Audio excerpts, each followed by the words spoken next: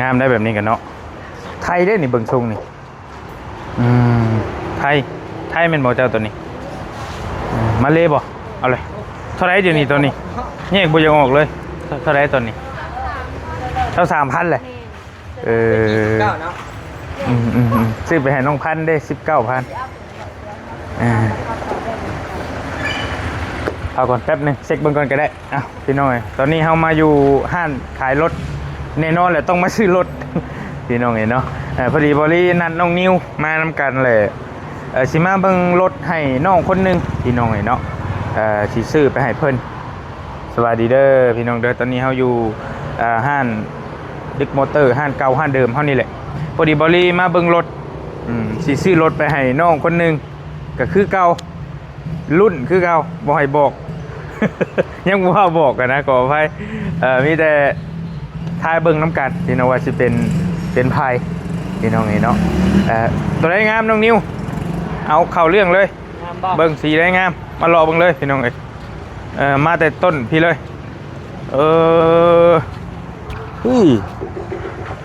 แต่ว่าสีไปฮอดพุ่นเลยบ่โอ้ยตรงนะให้เล่ามาก่อนเจ้าของคนมาก่อนตรงงามสบายดีแล้วเจ้าเด้อสบายดีอีกตัวนึงขออนุญาตใส่ไม้นี่ตัวไรมาใหม่สีงามๆนี่มาใหม่บดทุกรุ่นมีสีใหม่บ่สีใหม่งามนี่สีใหม่มันจะเพิ่มสีปอนนี่มาเลยไอ้สีปอนแล้วก็สีแบบนี้ออกซ้ำๆแต่เก่ามันสีออกสีฟ้าแบบนี้แจ้งคนละสีได้นี่ก็ได้เนาะแม่มันจะเป็นออกโชว์ละสีแบบนี้เพิ่มแต่2สีปอนกับสีตัวนี้นี่บ่แล้วก็ฟ้าแบบฟ้าตัวหนึ่งเบิ่งก่อนเซิร์นมาก่อนได้นึงทั้งหน้าโอเคเด้อเฮ้ยนี่ก็งามเลยนี่ฟ้าแบบนี้แม่นฟ้าแบบนี้กับฟ้าแบบนี้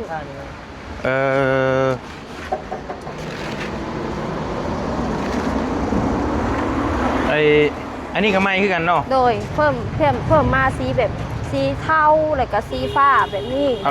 แล้วก็ฟ้าตัวนี้มันเพิ่มมาแต่อันนี้สีปกติของอยู่ห้างแล้วเป็นอันนี้ไอ้ก็งามกันเนาะมันเบิ่งออกแบบว่าแบบคล้ายๆมันคือสีนานเก่าค่ะนะพี่น้องเนาะตัวสีนี่ก็งามก่อนเนาะสีนี่ก็โอเคอยู่เนาะสีนี่บ่ค่อยผู้หญิงบ่ค่อยมีคนเอาลายไปนี่ซื้อไปให้ผู้หญิงแต่ว่างามเลยสีนี้ก็ได้มันออกเทาดิแล้วก็ไปห่มก็ได้ยันวันเดดโพดพี่น้องเนาะมาซื้ออยู่ห้านเก่าห้านเดิมนี่แหละพี่น้องอยู่ห้านประจำราคาเท่าไรเดี๋ยวนี้มาเลยตอนนี้27,000แต่ตัวนี้ไอ้ยะแม่27,000แต่ตัวหา24,000มันขึ้นราคารถแต่ว่าคันเอาน้ำเจ้าฮะตัวนี้ก็24,000ตัวนี้ก็ชุดๆก็20,000ชุดแล้ว20,000กับ23,000ก็ได้อันนี้23,000โดยราคาเดิมเขาเคยซื้อน้ำเด้23,000กับ20,000ตัวนี้เขาเพิ่ม1,000มันจำแล้วตัวนี้กระซ้ำบอลลี่ซื้อไปให้น้องสาวตอนนั้นกับสีนั่นแต่ว่ากับ23โดย23แต่ว่าเราขายทั่วไปกับ27ก็แล้วแต่เฮาสิต่อรองกันก็มาเบิ่งก่อนเบิ่งหลากหลายเพิ่มมีตัวอื่นสนใจน้ำอีกเทาสีแดงสั่งแต่ว่าสติกเกอร์มันออกมาใหม่ตัวนี้สติกเกอร์ลายแบบนี้กับลายแบบนี้ต่างกันในสติกเกอร์มันออกสติกเกอร์ใหม่สติกเกอร์มันจะมีแทรกตัวนี้กับแทรกตัวนี้แล้วก็แทรกสื่อลงแต่แดงมันคือว่าแจ็คพดเนาะแดงตัวนี้คือว่าแบบร่วมแม่มันออกซ้ำๆตัวนี้อันบ่แม่นอันเดียวกันบ่คนละแดงแดงซ้ำกับแดงมันออกแก้งๆนี่ตัวนี้อันนี้คือแดงเก่าเนาะแม่นบ่แดงเลือดเอาเลยไปดีเลยเว้ยมาลายสีตลอดมีลายสีเบาเตียงซื้อไปให้น้องลีกับคือว่าสีนี่แหละซื้อไปแดงซ้ำแม่นบ่คือสีนี่แหละบ่จะซื้อไปแบบนี้แต่ว่าสติกเกอร์แบบอื่นได้เบาเตียงซื้อไปคือแล้วนั่นแหละตัวนี้แหละ20,000แม่นบ่เจ้าได้ชุด20,000เนาะแบบของน้องพันธุ์อันนี้แต่ว่าทุกอย่างก็สิเป็นตัวนี้เป็น เป็นเพิ่นตา เว็บร้อย เว็บร้อยตา เว็บ ตากระสีแดงเนาะ ตาแม่น ตาสีแดงแต่ว่าตัวนั้นผัดตา LED ขาวตัว อื นั้ ม น ตาขาว ตาเป็นหลอดนะ อืม LED ตาแจ้ง แล้วก็มีแดงแบบนี้ พอยืมเงินเนี่ยเขามีตัวนี้ เอาอีกเลย แดงลายแบบนี้ เรา ตัว เล่นจังหวะมึงดูดิ มักตัวใดอ๋ออันนี้ก็มาเล่คือกันบอก แม่นมาเลยแต่ คือบ่ เป็นร้อย มัก เป็น ว่ะ ร้อยเสาหาแบบนี้ทรงร้อยเสาหา อืม คันตัวนี้28,000 ทรงต่างกันบ่ได้หลายไปเลยนี่เว้ย 28,000 28,000 เออ แต่ว่าก็มาเล่คือกันน่ะอืม เดี๋ยวบอนี่ทรงปลาวานเนาะ แม่นทรงประวาน เราจะหาเลย ตัวสี่ตัวใดเฮาเบิ่งกิน ต้น แดงตัวนี้ อืมที่ซื้อนะซื้อไปให้ผู้หญิงพี่น้องประ แล้ว เด็น หมด อ่า ให้ผู้หญิงกับซีอันนั้นก็ได้ฝ้าตัวที่เราบอก เป็นเจ้ามักสิ ออกแจ้งๆกับฝ้าตัวนั้น ตัวใหม่เห็นบ่ แม่นฝ้าตัวแจ้งๆกับ4 ปอนด์2 สี สิปอนนี่เนาะ แม่น ตัวนี้เนาะ ตัวนี้รถฮากามา อากามาคืออันนี้ก็ได้ ยังบ่ได้เสร็จจะทำเอาฮากามามื้อเช้านี่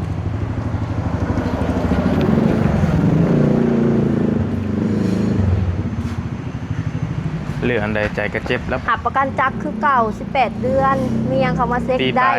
แม่น 18 อะไรกับเพก่อนกำหนดภายในเดือนหนึ่งก็เปลี่ยนให้ฟรีตัวอย่างว่าหมอพายหัวเทียนบ่อยยังมันตายภายในเดือนหนึ่งเขาก็จะเปลี่ยนอะไรให้ฟรี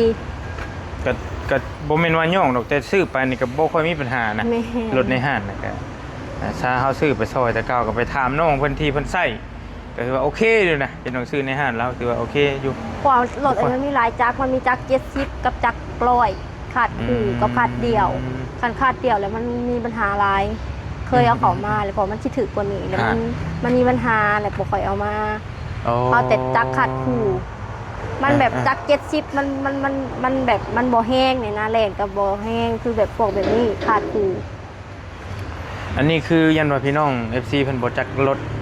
นำเข้าแต่มาเลเนาะ แม่น มาเลเซียนะพี่ ป น้อง ระกอบอยู่แล้ว แต่มาประกอบอยู่แล้วเนาะ แม่ บ่แม่นรถไทยพี่น้องถ้าไทยแท้ๆนั่นอันตัวนี้น่ะแม่นเท่าใดเจ้า ตัวน่ะ70,000 70,000ปลาย อันนี้มือชองบ่ โดยตัวนี้มือสอง มือชองก็มีนะ โด เอ้าย เฮ้ยอันนี้ เอาไปซ้อมขี่กับพ่อ อันนี้ มือสอง ไทยบ่ ไทยแม่นแต่ว่าราคาสีสูงเนี่ย50,000 อุ้ยยะ แต่ว่ารถไทยนี่ โดยรถไทย ป้อนิว มือหนึ่งจะเป็นปี2026เลยรถไทย อันนี้ปียังอันนี้จ้ะ อันนี้ปีเศร้า โอ้โหปี2020ได้พี่น้อง50,000ถ้วนเลย โดยหา ไทยเบิดเลยบ่ แบบ นี่ ไทยแบบนี้แหละ37,000เว็บร้อยรถไทย37,000 30,000มี2ราคามี37,000กับ39,000กันเป็นดิสเบรกเลย39กันเป็นรุ่นกาบเบรกเลย37,000เป็นมือสอง นี่ดิข้างหน้านี้ แม่น โอ้ยยาคือตัวนี้คันหนึ่งน่ะเขาซื้อตัวนั้นได้2คันพี่น้องเห็นเนาะซื้อตัวนั้นได้2คันเลย คันปลาย ใน2 แม่ คั ได้ น 2คันกูกลัวเลยขนาดมือสองนั่นนี่แต่ก็ย่อมหาว่าจักเป็นดีเห็นแหล้ว สภาพตามสภาพเลย80-90% โอเค คือรถ110ตัวนั้นจะเป็นปี ซ้อ 26 มนี่ทำมาเล่นมือซ้อม มาเลยมือสองตัวนี้ มาเลยบ่นี่ เจ็ดแมน เท่าไหร่ก็ 17,000 ต่าง 17,000 ต่างกันบ่ฮอดหมื่น แมน อันนี้มาเลยอันนี้กันเนาะ 8,000ต่างกันเลย หมื่นปลาย แมน 17,000พี่น้องเริ่มมีมือสองแล้วเนาะแต่ก่อนบ่ค่อยเห็น ก่อนมือสองจะลายเข้ามาเทิร์นเอาคันใหม่ อ๋อ แมนจะมาเทิร์นเอา ขึ้นก็ได้ก็ 110ได้ถ้าว่าเป็นรถเว็บแบบนี้เทิร์นได้ อันนี้ได้ขึ้นเนี่ย อันนี้อยากยากเนี่ยมันขายออกยากมัน โอ้ my god ตัวได้เทิร์นก็ได้รถอันพิเศษมาเป็นรถมือสองมันขายยาก กรณีเว็บพวกนี้เนี่ยง่ายเนาะ แม่ขาย นี่ ง่าย อืมโอเคไปมาเบิ่งโซนนี้จังหน่อยอีกหน่อยหนึงรอมันก่อนอันนี้แหละคือเว็บไทย เป็นเว็บไอ110ไอปี2026 อันนี้ล่าสุดเลยตัวนี้เนาะ ล่าสุดเลย แม่ 2026มันจะมีอันสากโทรศัพท์นำเพิ่ม อย่า แล้วก็มีบ่อนเก็บเครื่องแต่เก่ามันจะบ่มีเก็บเครื่องเนาะแบบนั้นตามันก็คือแบบตาแบบทรงร้อยเสาหา โอ้เก็บเครื่องก็ได้นี่ แม่น โอ้ แล้วก็ เก็บโทรศัพท์ เครื่องแล้วก็สากโทรศัพท์ได้ มีไทยซีอยู่นี่ แม่ น้ำ น เอ้ยเท่าไรเจ้าตัวนี้ 77,000 77,000ล้อแม็กเนาะ โดยรอดดิ้วละ70,000รอดดิ้วทั้งนั้นเลย ล้อนิ้ว70,000 โดย ถ่วนเลย โดย ตัวนี้ของไทย แต่ว่าซื้อสดกับรุดได้ต่อรองได้ อันนี้ก็ไทย ค่ะ แต่เขาลุงหนวดด้วย แต่ร้อยเสาหาตัวนี้92,000 ที่ฮอตเซนอะไรได้นี่เว้ยนี่ที่ไอ้บอกนะไอ้มักนะซีมันเหรอนะ สีเทาแลมโบ แม่นแต่ว่าเป็นพวกนั้นเพิ่นบ่มี แม่มันจะมีแต่ปอนแบบนั้นเล เอย อเบิ่งสีมันก็ต่างกันด้วยเด้เนาะ อืม บ่มอันนี้70,000บ่เจ้า โดย มองคายดีเท่าใด 67 67,000แต่ว่าได้ล้อนิ้วได้ โดย ยังหรือว่าล้อซีลวดฝั่งไทย แต่ว่าตัว แม็กเลย70 ตัวแม็กเลย77ต่างกันหลายพันเติบอยู่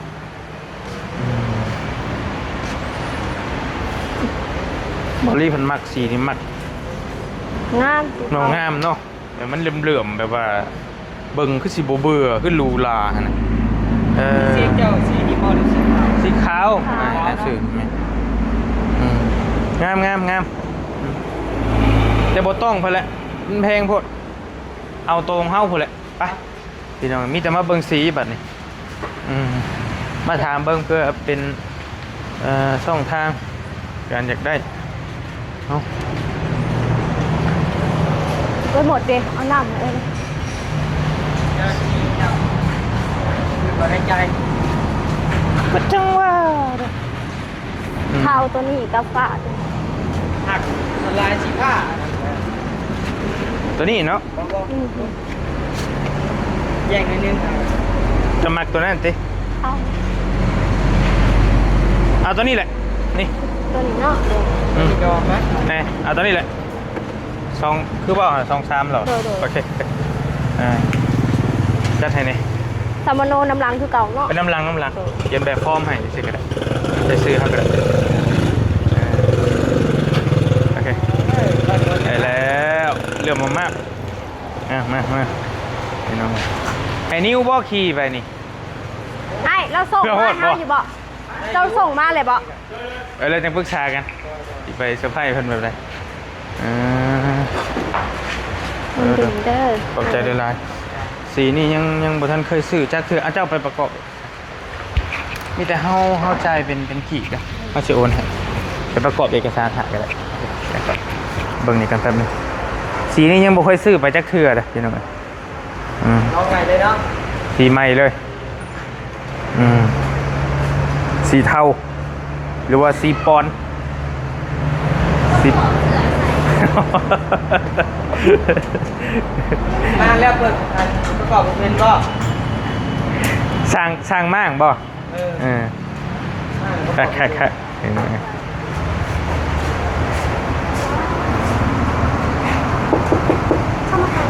ไม่23,000ได้ราคาปกติมันลดให้พี่น้องก็ถือว่าพอซื้อพอขายแต่กับแม่พอดีขี่เอกสารถูกต้องเลยตามกฎหมายขี่ได้ทัวร์ประเทศลาวพี่น้องเนาะทำสิไปกับบ่มีน้ำมันแล้วมันกับบ่ไปต้องเติมน้ำมันให้มันโอ้ดีใจนะ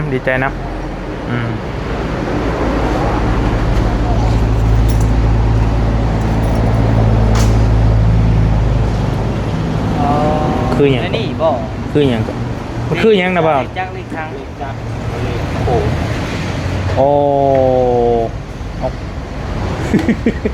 โอ้มันอยู่หันบ่เอาละ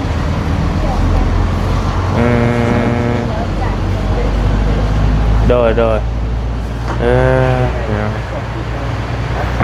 แต่ว่าเฮาเบิ่งแบบว่าเบิ่งเพลินๆนี่มันเบิ่งบ่ฮู้เลยเนาะนี่เนาะที่นี่บอลี่ยังคิดว่าเป็นไทยได้ตัวเว็บร้อยน่ะเบิ่งบ่ออกเลยแต่ว่าตอนนั้นนั่นเพิ่นขึ้นมา1,000ได้อยู่ 20,000 มาสั่งตะกี้บอลี่ซื้อ19แล้วรุ่นให้สุดๆแล้ว งามเลยสีเอาไปเอามางาม เห็นบ่งามไปบ่แล้ว ว่าเดี๋ยวมันเบิ่งบ่เบื่อตาเลย แต่ก็อยู่ที่คนใส่อีกแล้วบัดนี้ก็สิไปใส่ซำใดไปเบิ่งตัวจริงก่อนโอ้ยไม่เมื่อปีเขาเบิ่ง ก็จังว่าไปเบิ่งคนใส่ก่อน เบิ่งเดือนหนึงเนาะ ยังบ่ทันอยากย่องแต่ว่าคือกรณีเมยุรินี่เมียบอลี่นี่โอ้ยล่างอยู่ใช่ถึกตมนิดนึงแล้วบ่ได้เดี๋ยวล่างอยู่จะหันแล้วป้าได้แล้วเดี๋ยวเป็นไปจ่ายเงินเพิ่นก่อนแต่วันนี้ใดก็ยาบอลี่มักว่ะน้องนิวเนาะ บ่มัก เพราะว่าเพิ่นมักได้สีนี่เด้ มันเขาบ่มักนะ บ่ไอ้เพิ่นมักมีแต่คนเฮามันบ่คือกันนี่คนใหญ่ๆก็ได้อยู่ เขาหนักๆอันนี้เด้อถ้าเรียนมาอย่างนี้หมักอันนี้ตัวนี้ บ่ ดินบ่ มักตัวนี้เลยคนใหญ่เพิ่นมักรถน้อยเลย แบบว่า1มานี่มันประหยัดบ่ว่างว่าเรื่องประหยัดน้ำมันตัวนี้นะแต่ว่าตอนนั้นก็ประหยัดคือกันติตัวนั้นจ้ะ เดี๋ยวตัวนี้110ตัวละ125ได้แห้งได้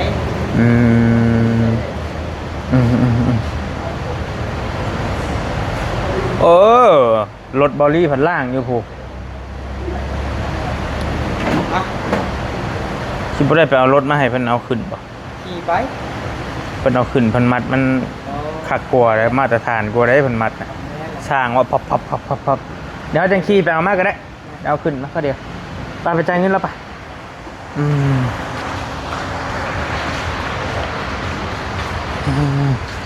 นี่ตัวนี้รถบริซื้อตัวนี้สีขาวรถน่าสิสีตะกี้มันมีสีแดงหายไปแล้วชื่อรถบอยเรียบร้อย แบบไทยบ่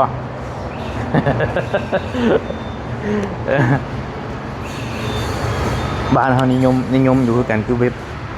ร้อยนี่มีคนนิยมอยู่ในสมือนี่ขี่กัน เขายังบ่มีเงินเนาะตัวนี้นะได้ตัวนี้นะ อยากได้บ่100 ล้านบ่ประมาณนั่นแหละ 100ปลาย130 บ่ฮอดตี รถเฮา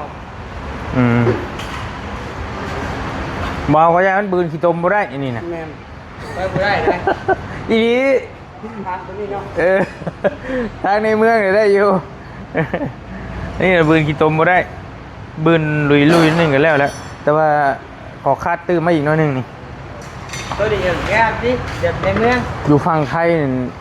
ได้ยินมายอดขายถล่มทลายได้นี่นะอันนี้นะอีลีไอ้ยังแกซื้อเพิ่น พิจาโด ฮอน แกนพิจาโด โบแมนแกนตัวนี้อันนี้ฮอนด้าได้นี่นะ เอาแกนนี่บ่อยนะโอ้ยยามาฮ่าบ่ ยามาฮ่าได้แกน โอ้ให้แต่หูได้ ตะกี้เมียบอลี่เพิ่นว่าเพิ่นมักแบบนี้แหละ นี่บ่ แต่ว่าบอลี่เพิ่นบ่มักน้ำ บ่ค่อยมักน้ำปานใดนะก็เลยว่าได้เอาตอนนั้นไป บ่แกนจะสีจะดีคืออ่ะ คือบ่ ใส่หมวกกันน็อกเป็นเคินแน่ ชอบเมีย บ่มันเพิ่นว่ามันขี่ได้หน่อยคนมาซะแต่มันก็ใหญ่อยู่ของมันเด้เนาะมันก็ใหญ่ของมันอยู่แต่ว่านั่งคนนั่งท่ายแบบย่านตกแน่แหล้ว โดยที่มอนี่ได้โดยตกครับ โอเคไปจ่ายเงินแล้วบัตรนี่พี่น้องนี่เราไปเอารถมาโอเค ซื้อสมโนหรือบัตรประชาชน บ่เฮ็ดแล้วเขาสิให้มาใส่ไหม เอาไปแล้วกัน สิซื้อไปให้เขาเจ้าเขียนเป็นแบบฟอร์แมวสิก็ได้ ซื้อไอ้ไหน ซื้อเบาลีจ้ะโอเค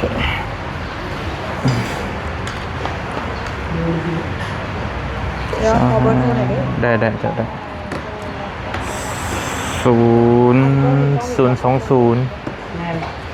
บอร์เรียง 965 470 92จ้ะ อยู่บ้านโคก แม่นแหละ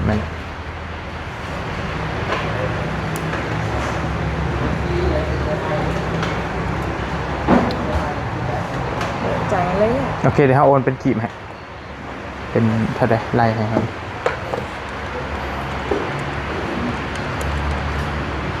15 ล้าน870,000 โอเค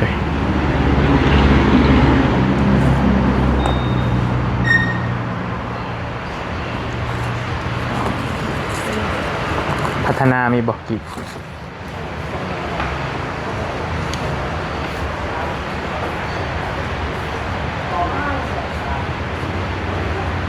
พัฒนากี่ของบริษัทมีแต่พัฒนา15 ล้าน 870,000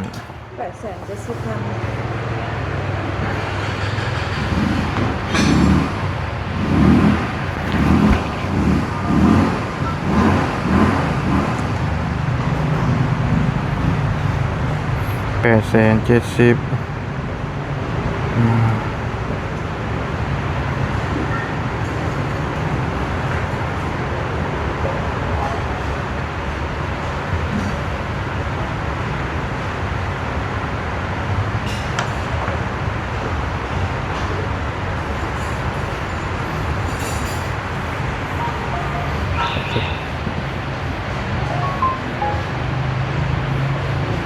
โอเคพี่น้องนี่เป็นเงินกีบเนาะ15 ล้าน870,000แต่เป็นเงินบาทกับ23,000เลทเท่าไหร่ฮะเจ้า 69 โอเคไปมีแต่เฮาไปเอารถมาให้เพิ่นขึ้นล่างเพราะว่าล่างรถอยู่ในรถเป็นยังไงเนาะ เจ็บหลบไปด้วยนี่เจ็บหลบไปก่อนอยู่เด้อเจ็บหลบไปก่อนอยู่เด้อ เสร็จ เราได้ยินว่าเสร็จ แล้วนี่มันไปซื้อขาย โอเค ปุ้มเหลืองประมาณ3 เดือนได้ปุ้มเหลืองมาอะไรเขาซื้อโทรหาอ้ายเนาะ โอเค ป้ายอะไรมันได้ลำหลังปุ้มเหลืองจะได้ก่อน เดี๋ยวเฮาสิเอาซื้อเขาเจ้ามาให้น้ำหลังนั่นแหละโอเค แต่ว่าเขาเขียนออกก็ซื้ออ้าย โอเคได้ปึ้มเหลืองประมาณ 3 เดือน 3 เดือนป้าย ป้ายประมาณ7 เดือน7 เดือนแล้วเลยผลคาริซ่าแต่กี้มันได้พร้อมปุ้มเหลือง แต่วันนี้ได้เล่มก่อนภาษาไทยก็ขึ้นเล่มนะพี่น้องเล่มรถโอเค รถมีปัญหายังเขามาซื้อได้ โอเคขอบใจหลายๆเจ้าเดี๋ยวสิเอาโดดเลยขอบใจหลายๆเอา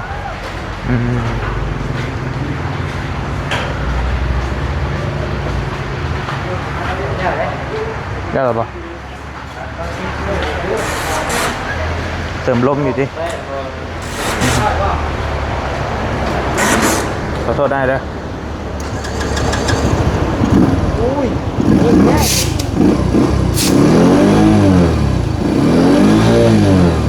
มาเช็ครถไทยเลย ของไม้เหรอปะของไม้เหรอ ตาไม่เปิดเบื้องงั้น โมเมนบอกโมเมนตีที่บอกเอ้า เฮ้ยไปดีวะอะไรนี่ดี เอ้ยตัวกันได้มีไฟตามไฟสูงอันนี้บางช่วงก็เอ้ามันยังค่านั่นบ่ค่าถุงบ่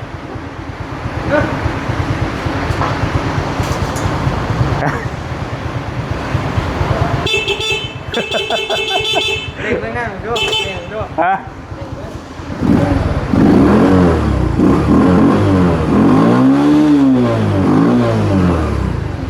Hello โอเคไปครบจบพี่น้องเลยประมาณโดนไปแล้วจะจังได้เปลี่ยนน้ำมันเครื่อง ที่ประมาณ5 มื้อ 15 มื้อ หาเงินแล้วเปลี่ยน รอบต่อไป เดือนปลาย เดือนปลายก็ได้เนาะโอเคไปเดี๋ยวเราไปเอารถมาก่อนเอารถใหญ่มาก่อนไปนี่เข้ากันไปโอเคพี่น้องมีแต่รอรุ่นรอชมน้ำกันเขาสิเอารถไปเซอร์ไพรส์ใครเนาะเดี๋ยวบอดี้บอกได้ใช่ว่าเป็นผู้หญิงพี่น้องรุ่นน้ำกันว่าสิเป็นไทยพี่น้องเนาะก็น่าใดก็จังว่ากันยินดีน้ำน้องเพิ่นได้ลายเป็นรถคันใหม่ป้ายงามเนาะสบายดีเจอกันพี่น้องบ๊ายบาย